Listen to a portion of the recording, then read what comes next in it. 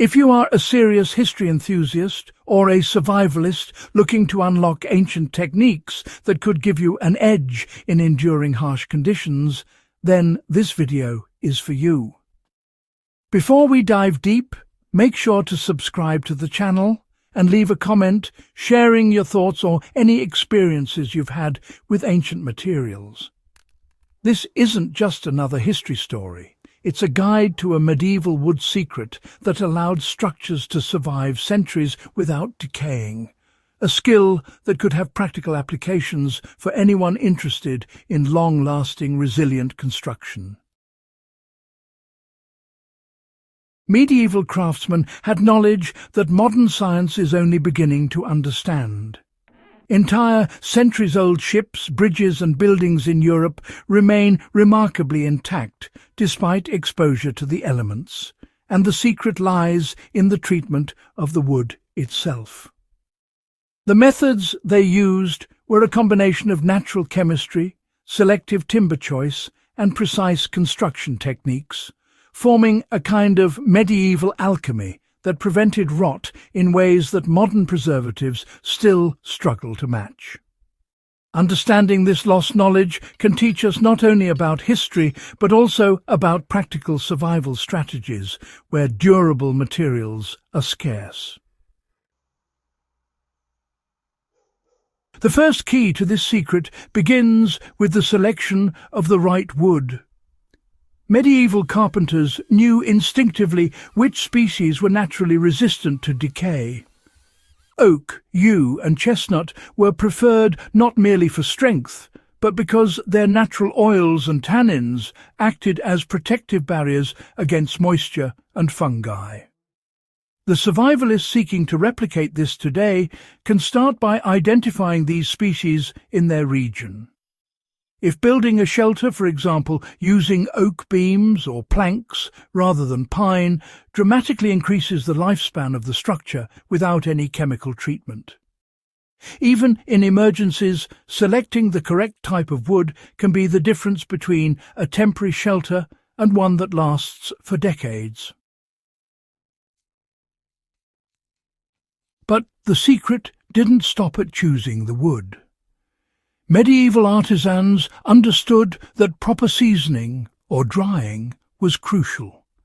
Timber, freshly cut from a tree, contains high moisture content, making it highly susceptible to rot. The wood had to be cured slowly, often for several years under carefully controlled conditions.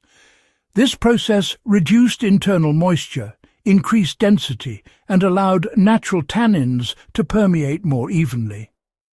For modern survivalists or historical reenactors, replicating a faster version of this can be achieved by air-drying wood in a ventilated area, keeping it off the ground and protecting it from direct rain.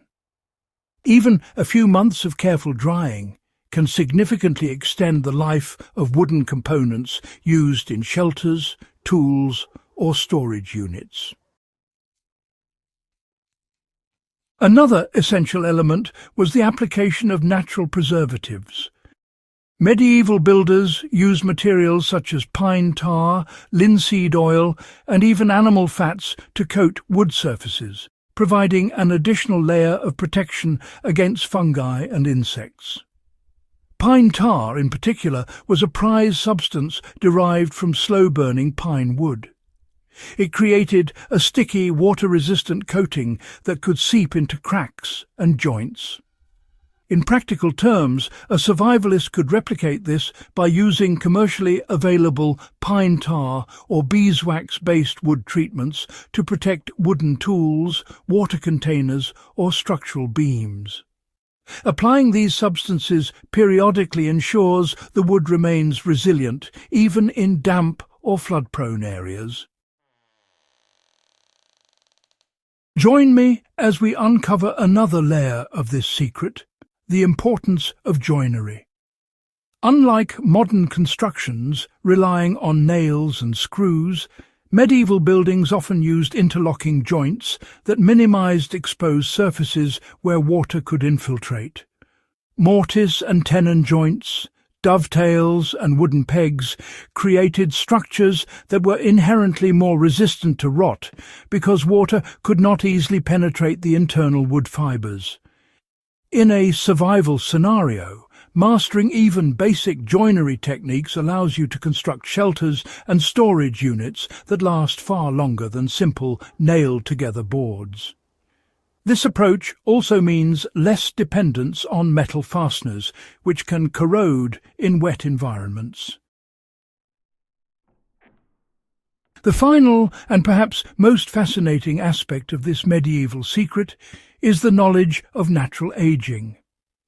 Medieval builders often intentionally expose certain wood to outdoor elements before using it in critical constructions. This pre-aging allowed the wood to stabilize and develop resistance to decay naturally. Today, if you are crafting tools, furniture, or shelter frames, exposing wood to controlled weathering, rain, sun, and wind can enhance durability. Even soaking small pieces in water, then drying them gradually, can help reduce future warping or cracking.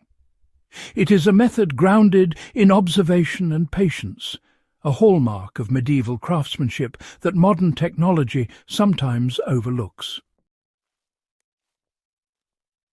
Applying these principles in a modern survival or historical reconstruction context doesn't require magic or secret formulas. By carefully selecting decay-resistant species, properly seasoning the timber, treating it with natural preservatives, mastering joinery, and understanding controlled aging, you can create wooden structures, tools, or storage solutions that endure far longer than most contemporary solutions. This knowledge becomes invaluable not just for survivalists but also for historians, reenactors, or anyone interested in preserving the authenticity and longevity of wooden artifacts. The lesson here is clear. History is not just a record of events, it's a repository of practical techniques that can still benefit us today.